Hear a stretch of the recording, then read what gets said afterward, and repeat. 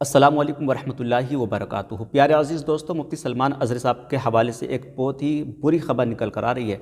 मुफ्ती सलमान अज़हरी साहब को आज जूनागढ़ की अदालत में पेश किया गया था, लेकिन जूनागढ़ की अदालत ने मुफ्ती सलमान अज़हरी साहब को 10 दिन की पुलिस रिमांड पर भेज दिया है। दोस्तों, यही नहीं, मुफ्ती सलमान अज़हरी साहब के खिलाफ एक और केस दर्ज किया गया है और इस केस को दर्ज कराने वाला कोई हिंदू नहीं बल्कि मुसलमान है।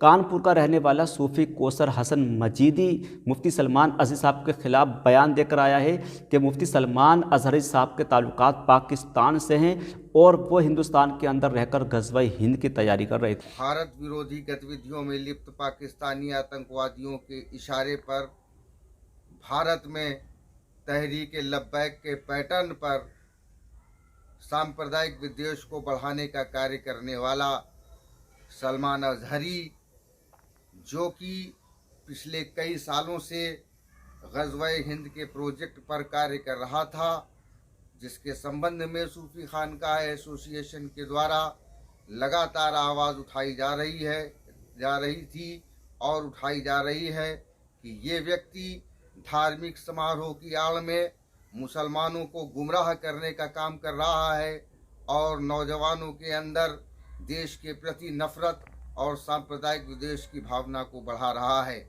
पिछले कई सालों के द्वारा इस मौलवी सलमान अज़हरी के द्वारा पूरे भारत में सैकड़ों सभाएं करके जहर उगलने का काम किया गया है। इसके संबंध में गुजरात के जूनागढ़ में सलमान अज़हरी के खिलाफ एक FIR दर्ज हुई और सलमान अज़हरी को गिरफ्तार कर लिया गया है। सलमान अज़हरी की गिरफ्तारी का सूफ़ी खानकाह एसोसिएशन स्वागत करती है, क्योंकि ऐसे आतताई तत्व जो देश में सांप्रदायिक विद्वेष को बढ़ाते हों, उनको किसी भी तरीके से खुले में नहीं रखा जा सकता है। इसके पूर्व भी इस सलमान अज़हरी के खिलाफ कर्नाटक के हुबली और धारावाड़ में आधा दर्जन से अधिक दंगे भड़काने के मुकदमे दर्ज किए गए हैं। मिस्र से शिक्षा प्राप्त ये व्यक्ति मुस्लिम ब्रदरहुड की विचारधारा पर कार्य करने वाला है और ये भारत में हमास जैसी व्यवस्था को लाना चाहता है और ग़ज़वा-ए हिंद के एजेंडे को आगे बढ़ा रहा है। इससे पहले भी सूफ़ी खानकाह एसोसिएशन ने कई बार इस व्यक्ति के खिलाफ कार्रवाई करने की अपील की है। हमने आज पुनः एक पत्र केंद्रीय गृह मंत्री को और गुजरात प्रदेश के मुख्यमंत्री और DGP को लिखा है।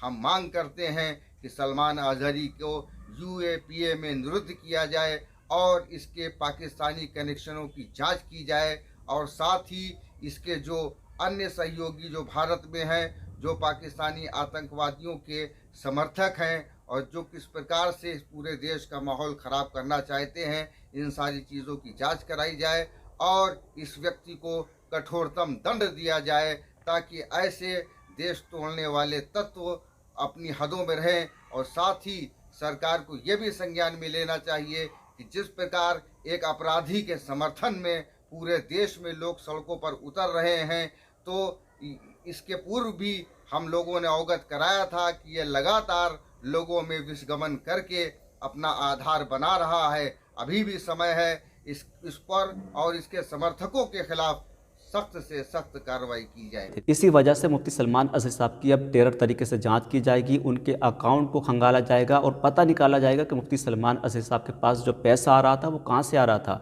उनके घर की जांच की जाएगी, उनके घर वालों के बयानात लिए जाएंगे, उनके मोबाइलों को खंगाला जाएगा। दोस्तों, इस्लाम के अंदर जो मुनाफिक कहा जाता है वो इन जैसे लोगों को कहा जाता है।